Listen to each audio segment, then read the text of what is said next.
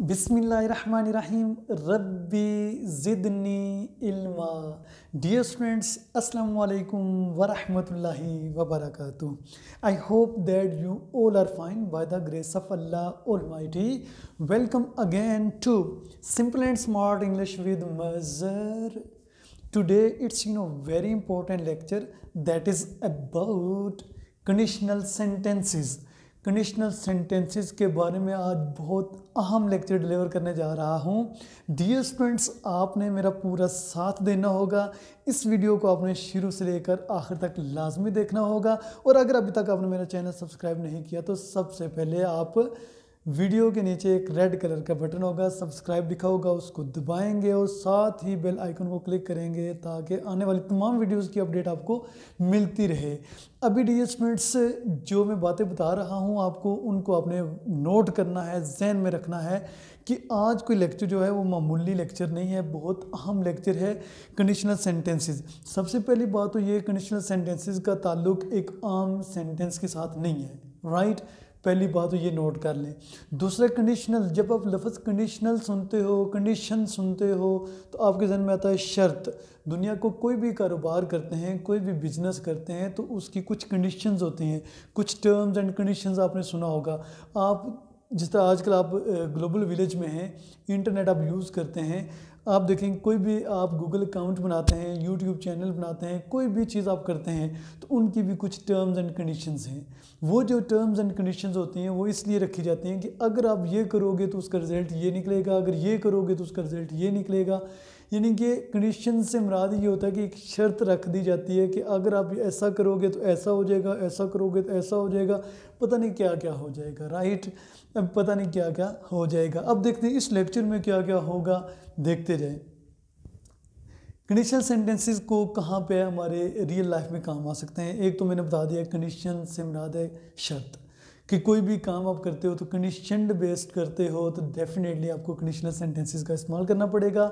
दूसरी बात ये कि आपके कोर्स के अंदर दो चीज़ें होती हैं, एक फिल इन द ब्लैंक्स होती हैं, एक कॉमन एरर्स होती हैं। फिल इन द ब्लैंक्स में इन कंडीशनल सेंटेंसेस के रिलेटेड आपको स्टेटमेंट्स दी जाती हैं और फिर इन कंडीशंस के मुताबिक आपने उनको क्या करना होता है, फिल करना होता है। दूसरी बात डियर स्टूडेंट्स ये है कि कॉमन एरर्स में क्या होता है कि गलत कंडीशन यूज़ की जाती है। आया कि आप एक हिस्सा उसका किसी और सेंस में होता है, दूसरा हिस्सा उसका किसी और सेंस में होता है। आपने पहचानना होता है कि आया कि यहाँ पे जो कंडीशन यूज़ की गई है वो ठीक है या नहीं है, कंडीशन के मुताबिक रिजल्ट है या उससे आउट ऑफ द वे है, ठीक है। This is what which you have to keep in your mind while learning this lecture। अब देखते हैं डियर स्टूडेंट्स, सबसे पहले मैं आपको तारफ़ कराने जा रहा हूँ कंडीशनल सेंटेंसेस होते किस तरह के हैं। डियर स्टूडेंट्स, कंडीशनल सेंटेंसेस के दो पार्ट्स होते हैं। Conditional sentences contain two parts. एक पार्ट का नाम है इफ़ क्लाज, दूसरे पार्ट का नाम है मेन क्लाज। इसको इफ़ क्लास भी कहा जाता है, कंडीशन क्लास भी कहा जाता है, इसको मेन क्लास भी कहा जाता है, एक्शन क्लास भी कहा जाता है और रिजल्ट क्लास भी कहा जाता है। अब की आसानी के लिए मैंने लिख दिया ये कंडीशन क्लास और ये मैंने लिख दिया क्या, मेन क्लास। मेन क्लास के अंदर क्या आ गया, रिजल्ट क्लास, जिनकी कंडीशन के बाद जो रिजल्ट होगा। फॉर एग्जांपल मैंने यहाँ पे एक मिसाल दे दी है ताकि आपकी आसानी के लिए। इफ़ यू हीट आइसक्रीम, अगर आप क्या करते हो, आइसक्रीम हीट करते हो, गर्म करते हो, तो ये बेसिकली क्या होगी आपकी कंडीशन। क्यों, इफ़ यूज़ ही कंडीशन के लिए होता है, ठीक है। अगर आप आइसक्रीम हीट करते हो, गर्म करते हो, तो ये पिघल जाती है, तो क्या हो जाएगा, इट मेल्ट्स। तो यानी कि इसके गर्म करने का जो रिजल्ट है वो क्या है, पिघलना, ठीक है। तो ये रिजल्ट इसका आ गया, if you heat ice cream it melts. अब सोच रहे होंगे यहाँ पे भी प्रेजेंट है और यहाँ पे भी प्रेजेंट है, ये क्यों, हमने तो पढ़ा था कुछ और। अब देखते हैं कि वो कुछ और क्या था और ये क्या है, राइट। अब डियर स्टूडेंट्स, यहाँ तक तो आपको मेरे ख्याल में क्लियर हो गया होगा कि ये कंडीशन है और ये इसका क्या है, रिजल्ट है। और आप इसको उलट भी लिख सकते हो, आइसक्रीम या an ice cream melts if you heat it, ठीक है जी। ऐसा भी लिखा जाता है, लेकिन वो भी बताऊंगा आपको लेक्चर के एंड पे। लेक्चर के एंड पे बहुत कुछ बताने जा रहा हूँ आज मैं।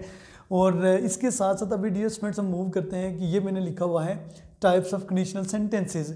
कंडीशनल सेंटेंसेस की टाइप्स हैं। आमतौर पर आपने कुछ टाइप्स इसकी पढ़े होंगे, first conditional, second conditional, third conditional. आज मैं आपको 7 से 8 मुख्तलिफ कंडीशंस बताने जा रहा हूँ। आप हैरान हो जाएंगे, सरप्राइजिंगली आप हैरान हो जाएंगे कि ये भी चीज़ें होती हैं कंडीशनल सेंटेंसेस के अंदर। अभी तो बहुत कुछ पढ़ना बाकी है डियर स्टूडेंट्स। अभी देखें कि कंडीशनल सेंटेंसेस की टाइप्स में से सबसे पहले मैंने एक टाइप की सिलेक्शन की है, वो क्या है, प्रोबेबल। प्रोबेबल बेसिकली मतलब क्या होता है, इम्कान, यानी कि ऐसी कंडीशन जिसके बाद किसी चीज़ के होने के इम्कानात होते हैं, मुमकिन है कि वो हो जाए अगर आप वो कंडीशन क्या करते हैं, पूरी करते हैं। अब देखते हैं डियर स्टूडेंट्स वो कौन सी कंडीशन है हमारे पास। सबसे पहले देखें प्रोबेबल जो हैं वो हमारे पास दो तरह के हैं, एक है कंडीशनल प्रेजेंट और दूसरी है कंडीशनल फ्यूचर। अब कंडीशनल प्रेजेंट से मुराद क्या है, इससे मुराद बेसिकली यही है जो मैं अभी आपको समझा रहा था, इधर भी प्रेजेंट उधर भी प्रेजेंट। और यहाँ पे भी डियर स्टूडेंट्स ये होगा कंडीशनल प्रेजेंट में ये होगा कि इसकी जो इफ़ क्लास होगी वहाँ पे भी प्रेजेंट टेंस यूज़ होगा, यानी कि प्रेजेंट सिंपल, प्रेजेंट इंडेफिनेट, और जो इसकी मेन क्लास होगी वहाँ पे भी क्या होगा, प्रेजेंट होगा। देखिए डियर स्टूडेंट्स ये इसका सेंटेंस स्ट्रक्चर है। अब देखें ये फर्ज करें मैंने लिखा हुआ है, ये इसका सेंटेंस स्ट्रक्चर है, ठीक है। अब डियर स्टूडेंट्स यहाँ पे मैं फर्ज करें लिख देता हूँ क्या, प्रेजेंट, और यहाँ पे भी मैं क्या लिख देता हूँ, प्रेजेंट। इसका मतलब क्या हुआ डियर स्टूडेंट्स कि ये भी हमारी कौन सी क्लास है, इफ़ क्लास भी प्रेजेंट में है और मेन क्लास भी क्या है, प्रेजेंट में है। अब सेंटेंस मैंने यहाँ पे एक लिखा हुआ है, अगर आप पानी गर्म करते हैं तो ये उबलता है। फैक्ट तो है ना, यानी कि जो कंडीशनल प्रेजेंट है इसमें याद रखिएगा इसके कुछ और नाम्स भी हैं, वो मैं आगे जब समराइज करूँगा वहाँ पे बताऊँगा, उस वक्त तक आप मेरे साथ रहिएगा। कि अगर पानी गर्म करते हैं तो ये उबलता है, फैक्ट है। अगर सूरज गुरूब होता है तो दिन ढलता है, दिन ख़त्म होता है, फैक्ट है, राइट। जब हम फैक्ट्स की बात करेंगे तो हमारा जो कंडीशन होगी वो इफ़ कंडीशन में भी प्रेजेंट टेंस इस्तेमाल होगा और मेन कंडीशन में भी मेन जो क्लास है उसमें भी कौन सा टेंस इस्तेमाल होगा, प्रेजेंट। अब देखेंगे डियर स्टूडेंट्स अगर हम इसी को ट्रांसलेट करें तो इसको ट्रांसलेट करने के लिए हमारे पास सेंटेंस स्ट्रक्चर होना चाहिए। सबसे पहले इफ़ आ गया हमारे पास, उसके बाद मैंने लिखा डियर स्टूडेंट सब्जेक्ट। आल दो कि ये सब ऑर्डिनेट क्लास होती है, वहाँ पे सब्जेक्ट की जगह लफ्ज़ एजेंट यूज़ किया जाता है, लेकिन आपके आसानी के लिए, आपको समझाने के लिए क्या यूज़ करूँगा, सब्जेक्ट, उसके बाद क्या है V1। उसके बाद ये जो मैंने डॉट डॉट डाले हुए हैं यहाँ पे अगर ज़रूरत पड़े तो हम क्या यूज़ कर सकते हैं, ऑब्जेक्ट यूज़ कर सकते हैं। तो यहाँ पे मैं फ़र्ज़ करें ओ लिख देता हूँ, ठीक है। इसी तरह यहाँ पे भी देखें जो मेन क्लास है सब्जेक्ट है, V1 है, प्लस आगे क्या आ सकता है, ऑब्जेक्ट आ सकता है। This is what which you have to keep in your mind, कि आपने ये चीज़ क्या करनी है, जहन में रखनी है कि इसको जो अभी सेंटेंस स्ट्रक्चर बताया है इसके अकॉर्डिंगली हमने जो कंडीशनल प्रेजेंट है इसको हमने यूज़ करना है। अब देखिए डियर स्टूडेंट्स ये हमारे पास सेंटेंस है, हमने देखनी है यहाँ पे, देखना क्या है, ये मैं फर्ज कर मैं लिखता हूँ इफ़, उसके बाद मैं लिखता हूँ यू। अगर आप पानी गर्म करते हैं तो इफ़ यू हीट, क्या गर्म करते हैं, water, if you heat water, comma. अब ये देखिए कॉमा जो है बेसिकली, क्योंकि कॉमा किसका फंक्शन यहाँ पे प्ले कर रहा है, कंजंक्शन का। क्योंकि अगर मैं कहता हूँ if you heat water then it boils, then को हमने ख़त्म करना है, ठीक है। वो खामखा का एक बीच में आया हुआ था, हम ये भी कह सकते हैं कि यहाँ पे हम देन को ख़त्म करके क्या लगा रहे हैं, कॉमा। तो यहाँ पे कॉमा किसका फंक्शन प्ले कर रहा है, कंजंक्शन का, right. If you heat water it boils, it boils, right. अब डियर स्टूडेंट्स आपको नज़र आ गया होगा ये भी हमारे पास कौन सा है, प्रेजेंट, और ये भी कौन सा है, प्रेजेंट। ये हमारी कौन सी क्लास हुई, कंडीशन क्लास, और ये हमारी कौन सी हुई, result class. Hope so dear students आप इंजॉय भी कर रहे होंगे और साथ साथ नोट भी कर रहे होंगे। अभी डियर स्टूडेंट्स देखें ये आपके सामने था, अगर आप पानी गर्म करते हैं तो ये उबलता है, इधर भी देखें ता है, इधर भी क्या आ गया है, ता है। बात बिल्कुल हमारी क्या होगी, क्लियर होगी। अब डियर स्टूडेंट्स मूव करता हूँ मैं आपको एक और कंडीशन की तरफ जिसका नाम मैंने क्या रख दिया है, कंडीशनल फ्यूचर। आप सोच रहे होंगे ये क्या हो रहा है हमारे साथ, आज मैं बताता जा रहा हूँ आपको आपके साथ क्या हो रहा है, वो हो रहा है जो आज से पहले आपने शायद ही सीखा हो। कंडीशनल फ्यूचर में डियर स्टूडेंट्स हम क्या कर रहे हैं? कंडीशनल फ्यूचर में हम देखें इसका सेंटेंस स्ट्रक्चर है इफ़, फिर सब्जेक्ट, फिर V1, और उसके बाद देखें सब्जेक्ट, फिर विल, उसके बाद V1, आगे ये जो डॉट डॉट है ये बेसिकली क्या है? ऑब्जेक्ट हैं। डियर स्टूडेंट्स अब देखते हैं यहाँ पे कंडीशनल फ्यूचर में। कंडीशनल फ्यूचर में हम बेसिकली ये है कि अगर इफ़ क्लास जो होगी आपकी वो किस में होगी? प्रेजेंट में। किस में होगी? प्रेजेंट में। और आपकी जो दूसरी क्लास होगी मेन क्लास, ये किस में होगी? फ्यूचर में। ये याद रखना आप, ठीक है। इफ़ क्लास आपकी किस में होगी? प्रेजेंट में, और ये कौन सी क्लास आपकी किस में होगी? फ्यूचर में। क्यों होगी, कैसे होगी, मैं बताता हूँ आपको। अगर आप मेहनत करेंगे, जब आप देखते हो इधर करेंगे आ गया, तो पास हो जाएंगे, तो आप पास हो जाएंगे, ठीक है। अगर आप मेहनत करेंगे तो पास हो जाएंगे, अगर आप मेहनत करेंगे तो आप पास हो जाएंगे, राइट। अब देखें यहाँ पे भी आपको फ्यूचर नज़र आ रहा है, यहाँ पे भी फ्यूचर नज़र आ रहा है, इधर भी फ्यूचर इंडेफिनिट, इधर भी फ्यूचर इंडेफिनिट। उर्दू में तो हम बोल सकते हैं, लेकिन इंग्लिश के साथ जब इसको कंपेयर करेंगे तो वहाँ पे उलट हो जाएगा। वहाँ पे हमें क्या करना पड़ेगा? ये जो कंडीशन है, ये हमारी क्या है? कंडीशन है। ये किस में होगी? प्रेजेंट में, इंग्लिश में, ठीक है। और जो इसका रिजल्ट है ये बेसिकली क्या है? रिजल्ट है। और ये किस में होगा? फ्यूचर इंडेफिनिट में, राइट। तो इसलिए इस कंडीशन को क्या कहा जाता है? Conditional future. अब देखें डियर स्टूडेंट्स, ये आपका सेंटेंस स्ट्रक्चर है, ठीक है। अब इसकी हम इंग्लिश बनाते हैं। इंग्लिश कैसे बनाएंगे हम, पता ही नहीं चल रहा। इफ़, सेंटेंस देखिए पीछे क्या लिखा हुआ है? इफ़, अगर आप मेहनत करेंगे तो पास हो जाएंगे। If you work hard, if you work hard. देखें इफ़ सब्जेक्ट आ गया यू, V1 आ गया वर्क, आगे ऑब्जेक्ट के तौर पर हमने क्या लिख दिया? Hard. If you work hard, comma, you will pass, you will pass. This is what which you have to keep in your mind. देखें सब्जेक्ट विल और उसके बाद V1, सब्जेक्ट विल और उसके बाद क्या है? V1। कंडीशन हमारी कौन सी पूरी हो रही है? कि अगर आप मेहनत करेंगे तो पास हो जाएंगे। इसका मतलब है कि अभी भी चांस है, राइट। डियर स्टूडेंट्स अभी हम मूव करते हैं नेक्स्ट कंडीशन की तरफ।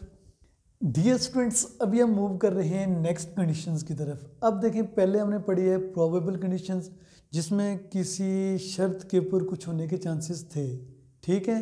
लेकिन अभी जो हम पढ़ रहे हैं इम्प्रॉबेबल कंडीशंस, यानी कि जहाँ पे चांसेस नहीं है, ठीक है। अब देखें वो कैसी हैं, किस तरह की हैं। सबसे पहली जो कंडीशन है उसका मैंने नाम रखा कंडीशनल पास्ट।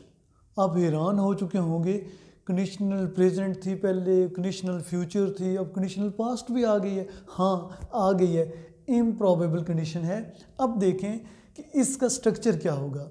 स्ट्रक्चर इसका बेसिकली ये होगा कि एक जो क्लास होगी, इफ़ क्लास जो होगी, उसमें होगा बेसिकली सिंपल पास्ट, यानी कि जो कंडीशन होगी उसमें क्या होगा? Simple past.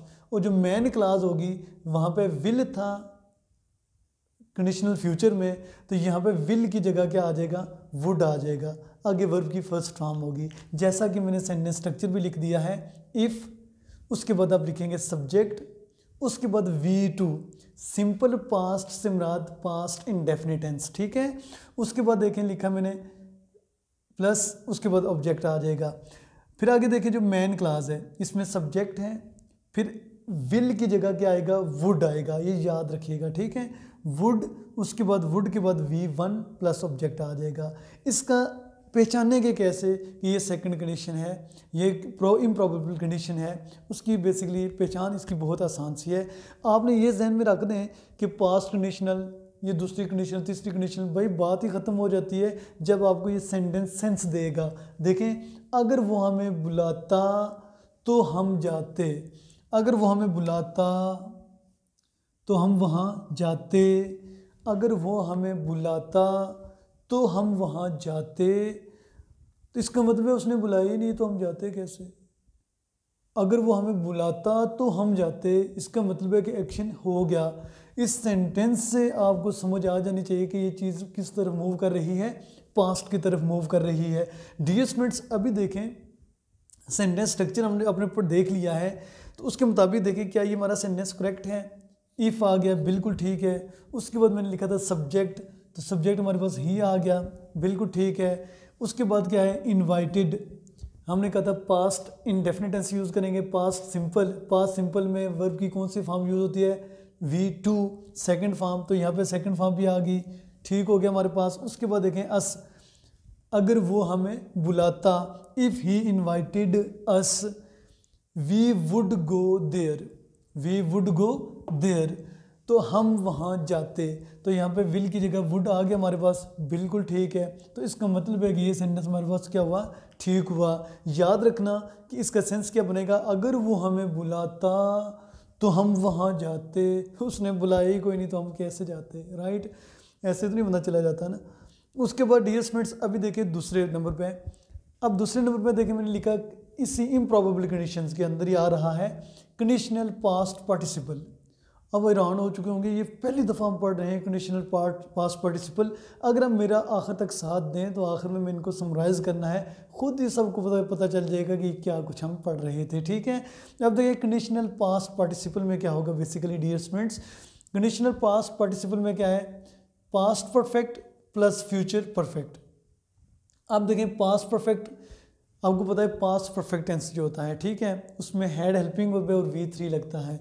उसके बाद फ्यूचर परफेक्ट में विल हैव और शेल हैव क्या है, हेल्पिंग वर्ब है, लेकिन इनके साथ वर्ब की थर्ड फॉर्म लगती है। लेकिन हम विल की जगह क्या यूज़ करेंगे, वुड यूज़ करेंगे, विल यूज़ नहीं करेंगे क्योंकि पीछे पास्ट आ रहा है कंडीशन सेंटेंस में। अब देखें डियर स्टूडेंट्स, क्या हम इसके अकॉर्डिंगली चलेंगे। देखें इफ़ है सब्जेक्ट है, आगे मैंने देखें यहाँ पे V1 लिख दिया, यहाँ पे गलत हो गया ना सेंटेंस स्ट्रक्चर। यहाँ पे मुझे क्या करना चाहिए, यहाँ पे मुझे लिखना चाहिए सब्जेक्ट के बाद मुझे हेड के बाद मुझे क्या करना पड़ेगा, V3, उसके बाद मैं क्या लिखूँगा, ऑब्जेक्ट लिखूँगा। This is word which you have to keep in your mind. देखिए हमने पढ़ रहे हैं कंडीशनल पास्ट पार्टिसिपल, एक में पास्ट परफेक्ट है और दूसरे में फ्यूचर परफेक्ट हो जाएगा। अब देखिए डियर स्टूडेंट्स यहाँ पे if subject had V3 plus object आ गया, और दूसरी कंडीशन में दूसरी क्लास में क्या आएगा, subject would have plus V3 plus object आ जाएगा। अब देखते हैं डियर स्टूडेंट्स क्या इसके साथ ये मैच कर रहा है जो हमने लिखा है, राइट। देखिए सबसे पहले क्या आ गया, इफ़ आ गया, बिल्कुल ठीक है। उसके बाद ही हैड, क्योंकि अगर आप होता तो यू होता, तो उसने तो ही आ गया, ये भी ठीक हो गया हमारे पास। उसके बाद हैड वर्कड, हैड हमारे पास पास्ट परफेक्ट का हेल्पिंग वर्ब आ गया और V3 उसी की आ गई, बिल्कुल ठीक हो गया। If he had worked hard, ठीक है। ही would have past, he would have past, देखिए हमारे पास वुड आ गया, उसके बाद V3 आ गया, हमारे पास वुड हैव आ गया था, V3 आ गया था। ऑब्जेक्ट हो तो मेंशन करें, ना हो तो ज़रूरत नहीं। तो if he had worked hard he would have past. Urdu में इसका कॉन्टेक्स्ट देखें, अगर उसने मेहनत कर ली होती तो पास हो चुका होता। एक में अगर आ जाता है होती, ता ती आ सकता है, ठीक है, आखिर में। तो दूसरे में क्या होगा, चुका होता। ये याद रखिएगा क्योंकि इन दोनों में डिफरेंस जब आप करेंगे तो डिफरेंस ऐसे निकलेगा, अगर उसने मेहनत, इधर होता अगर वो मेहनत करता तो पास हो जाता, तो यहाँ पे क्या है, अगर उसने मेहनत कर ली होती या अगर वो मेहनत कर चुका होता तो पास हो चुका होता। अगर उसने मेहनत कर ली होती तो पास हो चुका होता। बात एक ही है, सेंटेंस आपके सामने बना दिया है। आपने जो चीज़ याद रखनी है, टेंस याद रखना है कि इधर पास्ट परफेक्ट है, इधर फ्यूचर परफेक्ट होगा, लेकिन विल हैव की जगह क्या हो जाएगा, वुड हैव हो जाएगा। अभी डियर स्टूडेंट्स मूव करते हैं हम इस तरफ। डियर स्टूडेंट देखें, मोर इम्फेटिक फॉर्म आपने शायद ये आज से पहले ना सीखी हो, आज सीख रहे हैं ना। अब क्या है, मोर इम्फेटिक फॉर्म जो है बेसिकली इसमें भी एक पास्ट परफेक्ट है प्लस वुड हैव है, राइट। अब देखें हेड आएगा, सब्जेक्ट आएगा, V3 आएगा, फिर क्या आ जाएगा, ऑब्जेक्ट आ जाएगा, राइट। उसके बाद देखें इधर सब्जेक्ट है, वुड है, V3 प्लस ऑब्जेक्ट है। इसमें बेसिकली क्या है, इम्फेटिक का मतलब पता है ना आपको, एम्फसिस, यानी कि जोर देना, स्ट्रेस देना। क्योंकि जब कोई जोर देना चाह रहे हो आप किसी चीज़ के ऊपर तो क्या होता है, अगर मैं ये भी कह सकता अगर उसने मेहनत कर ली होती तो पास हो चुका होता, नहीं। बहुत ज़्यादा हम क्या करते हैं, शॉर्ट फॉर्म यूज़ कर देते हैं। क्या करते हैं, मेहनत कर ली होती तो पास हो चुका होता, बुला लेता तो मैं जा चुका होता, बुला लेता तो हम वहाँ जा चुके होते, ठीक है। अग पैसे दे चुका होता तो हम कार खरीद हो चुके होते, right. So this is what which you have to keep in your mind कि जब ये चीज़ आ जाए बीच में से, अगर माइनस हो जाता है, अगर क्या हो जाता है माइनस, अगर देखिए यहाँ पे अगर नहीं आया, सिर्फ क्या आया है, मेहनत कर ली होती, तो फिर आप क्या यूज़ करोगे, had he worked hard he would have passed. बीच में अगर माइनस करेंगे तो फिर ये स्ट्रक्चर बन जाएगा, ठीक है। ये होता है मोर एम्फेटिक फॉर्म। मोर एम्फेटिक से मुराद है कि जब आप किसी चीज़ के ऊपर जोर देते हैं। डियर स्टूडेंट्स, अभी हमने दो चीज़ों को टच किया है, प्रोबेबल कंडीशंस और इम्प्रॉबेबल कंडीशंस। अभी डियर स्टूडेंट्स ये पार्ट हम यहाँ तक रखेंगे, अभी नेक्स्ट पार्ट में आप इसका बकिया हिस्सा सीखेंगे, मेरे साथ ही रहिएगा। डियर स्टूडेंट्स, यहाँ तक हमने इसको कवर कर लिया, ठीक है। यानी कि हम कंडीशनल सेंटेंसेस पढ़ रहे हैं, इसकी प्रोबेबल कंडीशंस कौन सी थी और इम्प्रॉबेबल कंडीशंस कौन सी थी, तो ये सब कुछ हमने कर लिया है। अब आपके ऊपर डिपेंड करता है कि आप इनको किस तरीके से समझते हैं। लेकिन जो अभी मैं पार्ट, इसका दूसरा पार्ट, इसी लेक्चर का दूसरा पार्ट जो अभी मैं आपको बताने जा रहा हूँ, उस पार्ट में सब कुछ मौजूद है कि कहाँ पाए, कौन से, किस तरह के ब्लेंडर्स हम करते हैं। और ये जो टाइप्स ऑफ कंडीशनल सेंटेंसेस हैं, टाइप्स ऑफ कंडीशनल्स, ये एक नाम है इनके, वो सारे नाम भी अगले पार्ट में आप उसका इंतज़ार कीजिए।